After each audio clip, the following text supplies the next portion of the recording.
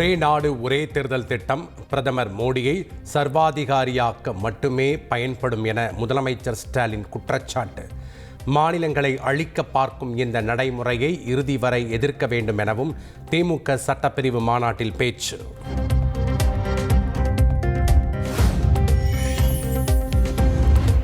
ஒரே நாடு ஒரே தேர்தல் திட்டம் அமலுக்கு வந்தால் தற்போது ஆகும் செலவை விட 3 மடங்கு அதிகமாகும். தேர்தல் நடத்தை விதிகளை அமல்படுத்துவதிலும் சிக்கல் ஏற்படும் என முன்னாள் தலைமை தேர்தல் ஆணையர் குரேஷி கருத்து.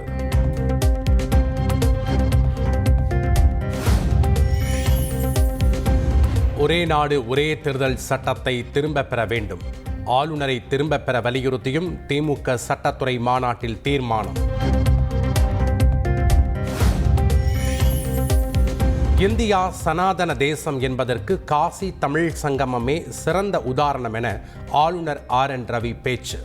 தமிழ்நாடும் காசியும் 1000 ஆண்டுகளுக்கு முன்பே நெருக்கமாக இருந்ததை நினைவு கூறும் விழா எனவும் பெருமிதம். இடஒதுக்கீடு உச்சவரம்பு 50% என்ற தடையை நீக்கி காட்டுவோம். மக்களவை எதிர்க்கட்சித் தலைவர் ராகுல் காந்தி உறுதி. அதிமுக தெய்வ சக்தி கொண்ட கட்சி என எடப்பாடி பழனிசாமி பெருமிதம். எம்ஜிஆர் பெயரை உச்சரிக்காமல் யாராலும் தமிழ்நாட்டில் கட்சியை நடத்த முடியாது எனவும் பேச்சு.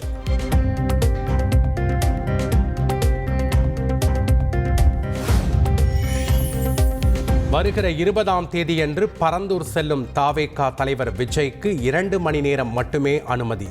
காலை 10 மணி முதல் 12 மணிக்குள் போராட்ட குழு மற்றும் கிராம மக்களை சந்திக்க காவல்துறை ஒப்புதல்.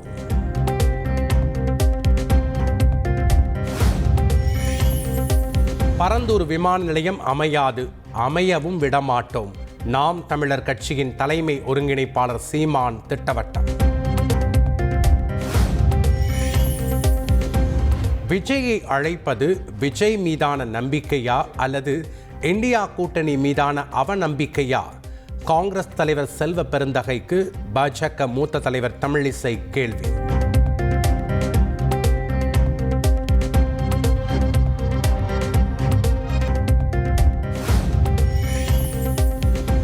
பாஜக மூத்த தலைவர் தமிழிசை சவுந்தரராஜன் என்ன சொன்னாலும் இந்தியா கூட்டணி வலிமையாக இருக்கிறது.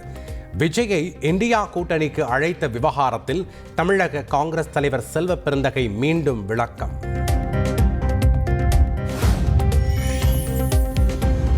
விஜய் மீது வைக்கும் நம்பிக்கையில் 10%யாவது ராகுல் காந்தி மீது வைக்க வேண்டும். தமிழக காங்கிரஸ் தலைவர் செல்வ பெருந்தகைக்கு பாஜக தலைவர் அண்ணாமலை அறிவுரை. ஈரோடு கிழக்கு இடைத்தேர்தலில் நாம் தமிழர் கட்சிக்கு கரும்பு விவசாயி சின்னம் கிடையாது. தேர்தல் ஆணையத்தின் இறுதி உத்தரவு கிடைத்த பிறகே மைக் சின்னம் ஒதுக்கப்படும் எனவும் தேர்தல் நடத்தும் அலுவலர் மணிஷ் தகவல்.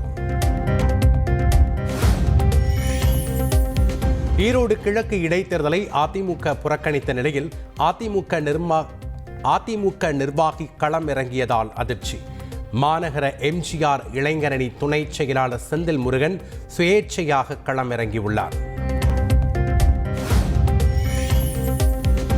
தமிழகத்தில் நெல்லை உள்ளிட்ட தென் மாவட்டங்கள் மற்றும் டெல்டா மாவட்டங்களில் கனமழைக்கு வாய்ப்பு. சென்னை மற்றும் சென்னை புறநகர் பகுதிகளில் லேசான மழைக்கு வாய்ப்புள்ளதாகவும் வானிலை ஆய்வு மையம் தகவல்.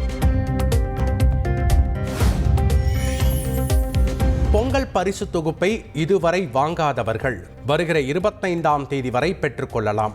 கூட்டுறவுத்துறை அமைச்சர் பெரிய கருப்பன் அறிவிப்பு.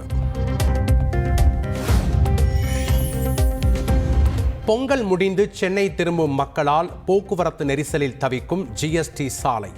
கார்கள் உள்ளிட்ட வாகனங்கள் அதிகமாக வருவதால் ஆம்புலன்ஸ் கூட செல்ல முடியாமல் கடும் அவதி.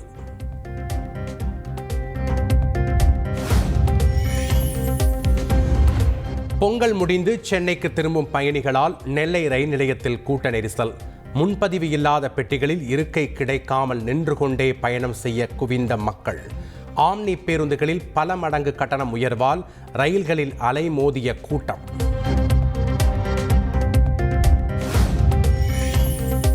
சொந்த ஊர்களிலிருந்து சென்னை திரும்பும் மக்களுக்காக கூடுதல் புறநகர் சிறப்பு ரயில் சேவை. 20ஆம் தேதியன்று தாம்பரம் காட்டாங்குளத்தூர் இடையே 12 பெட்டிகளை கொண்ட சிறப்பு ரயில்கள் இயக்கப்படும் என தெற்கு ரயில்வே அறிவிப்பு. ஆம்னி பேருந்துகளில் அதிக கட்டணம் வசூலித்தால் பொதுமக்கள் புகார் அளிக்கலாம். கட்டணமில்லா தொலைபேசி எண்களை வெளியிட்டார் போக்குவரத்து துறை அமைச்சர் சிவசங்கர்.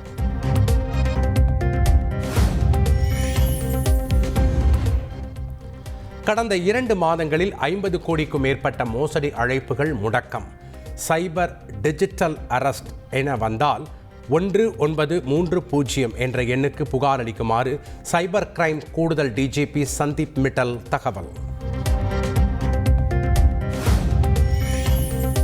சென்னையை அடுத்த ஆவடியில் அண்ணன் தம்பி இருவரை ஓட விரட்டி கொன்ற கும்பல். பட்டாபிராம் காவல் எல்லை பகுதியில் ஒருவரும், ஆவடி காவல் எல்லை பகுதியில் மற்றொருவரும் கொல்லப்பட்டனர். 6 தனிப்படைகள் அமைத்து போலீசார் தீவிர விசாரணை. ஜோதிடம் பலிக்காததால் முகநூல் நண்பருடன் சேர்ந்து ஜோதிடரை கொலை செய்த பெண் கைது. நாகர்கோவில் அருகே அதிர்ச்சி சம்பவம்.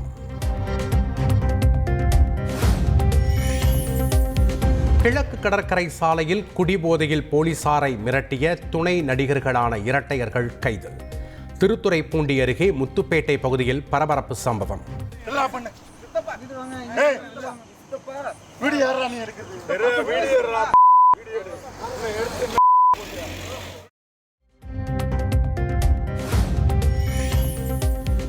யூடியூபர் ராகுலின் பெற்றோர் மீது ராகுலின் மனைவி பரபரப்பு குற்றச்சாட்டு. கணவரின் குடும்பத்தினர் தன்னை ஒதுக்குவதாகவும் புகார். கிருஷ்ணகிரியில் குடும்ப தகராறு காரணமாக நகைக்கடை உரிமையாளர் மீது தாக்குதல்.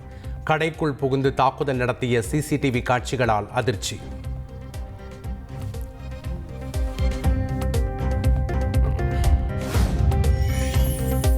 திருச்செந்தூர் தனியார் மருத்துவமனையில் ஊசி போட்டதும் 1.5 வயது குழந்தை உயிரிழந்ததாக புகார்.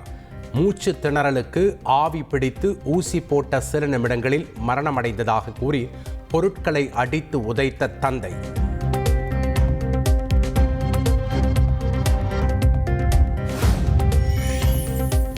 ஓய்வு பெற்ற அரசு பள்ளி அலுவலக உதவியாளர் வீட்டில் 56 பவுண்ட் நகை, 25 லட்சம் ரூபாய் பணம் கொள்ளை. சேலம் மாவட்டம் சங்ககிரி அருகே துணிகர சம்பவம். சென்னை பெருங்குடி பகுதியில் குப்பையில் கிடந்த 1 லட்சம் ரூபாய் மதிப்பிலான ஐபோன் மற்றும் தங்கச் செயின் நேர்மையுடன் மீட்டுக் கொடுத்த தூய்மை பணியாளர்களுக்கு பாராட்டு. விழுப்புரம், கள்ளக்குறிச்சி உள்ளிட்ட வட மாவட்டங்களில் தென்பெண்ணை ஆற்றில் ஆற்று திருவிழா மற்றும் தீர்த்தவாரி நிகழ்ச்சி. ஆயிரக்கணக்கில் குவிந்த மக்கள், பலத்த போலீஸ் பாதுகாப்பு.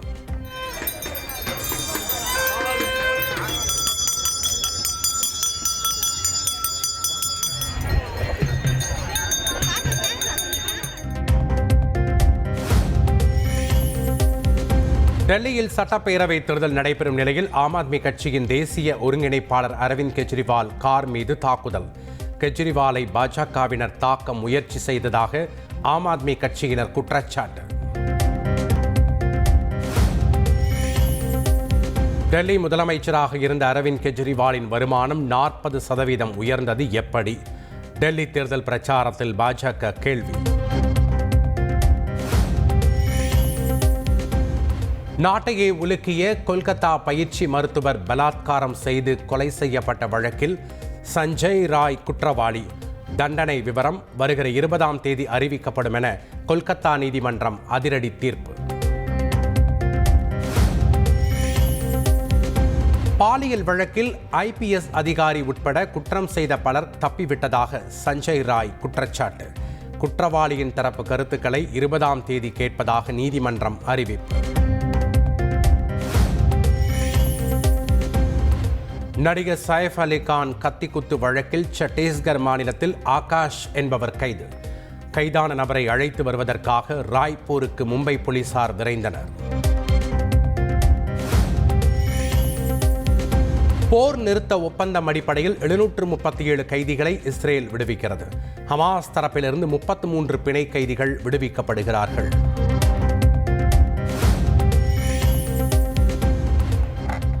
ஈரான் தலைநகர் தெஹ்ரானில் உச்சநீதிமன்ற நீதிபதிகள் 2 பேர் சுட்டுக் கொல்லப்பட்டதால் அதிர்ச்சி. உச்சநீதிமன்ற வளாகத்திற்குள் புகுந்து தாக்குதல் நடத்திய மர்ம நபர் தன்னைத்தானே சுட்டு தற்கொலை செய்தார்.